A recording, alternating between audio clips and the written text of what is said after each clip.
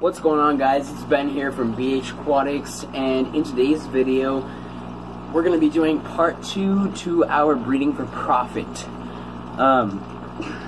So part 1 I talked about how to breed for profit with live bearers, and in today's video I'm going to be talking about how to breed for profit with egg-laying fish, which I believe are called Oviparous, or Oviparous, or Oviparous, or I'm not sure, but this one, there's a lot of questions asked about it, more than live bearers, because people tend to see live bearers being so much more easy. And I mean, yeah, they are easy and they have a lot of young, which is good because a lot means more in some cases.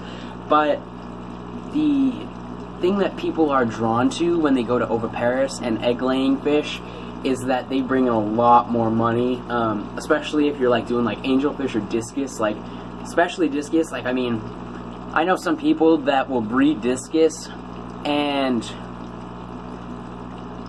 you know, not even like truthfully grade their fish and still manage to sell it at a show grade price for like $100 to $200 per fish, and they have like 40 of the same fish, and that's awesome.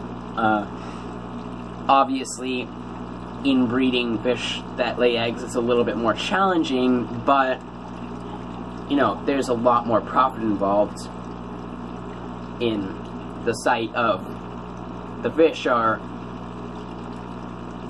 harder to keep. So you would think that people that are keeping harder fish would be more advanced and would be willing to spend more money on them, but also because, you know, there's more of them, they produce a lot more fish fry than some live bearers do, although live bearers do provide a lot. They do produce a lot of fry. Oviparous do also produce, some of them produce a lot more than what the live bearers do, so that brings in a ton of profit. Their looks bring in a ton of profit.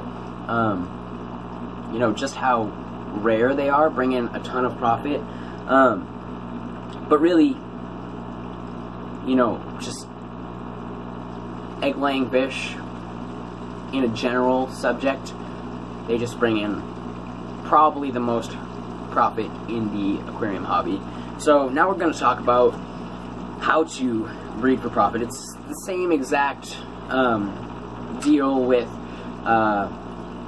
Oviparous as it is with the live bearers, but the thing about Oviparous egg-laying fish is that it's challenging to figure out the difference between a male and a female, because you really can't tell until the male or female is at a mature size. You never really know when that is, especially if you're buying your fish from a local dealer or pet store. They don't really know for a fact how long the fish has been alive for, so you gotta give it some time. Also, the best time to figure it out, like angelfish for instance, the best time to figure it out, I'm coming out with a breeding angelfish video this Sunday. The best way to figure out is if it's a male or a female is to wait until the first of all, put them all in a tank together, maybe like 10 or 20, if you have a huge tank, of course, but probably 10, maybe even 5, it doesn't really matter. And they'll break off into pairs, and as soon as you see them pregnant, like certain ones pregnant, you'll know which ones are males and which ones are females. So that's a big part of it. It's obviously finding if it's a male or a female will really decide how much profit you're going to make, because you need a male and a female to reproduce. But it's definitely challenging when you're doing egg-laying species. There are guides out there that will tell you how to do it, which I will be providing a pretty decent guide on Sunday on how to do it properly. But there are other guides out there that can tell you, but they're only 95%, about 90 to 95% absolute success when trying to sex a fish, especially an egg-laying fish. So you definitely need to keep that in mind, because male and female, that's the biggest part of it.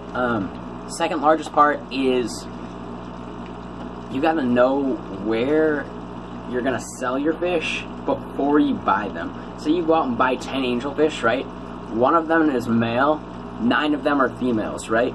You're gonna have a ton of fry.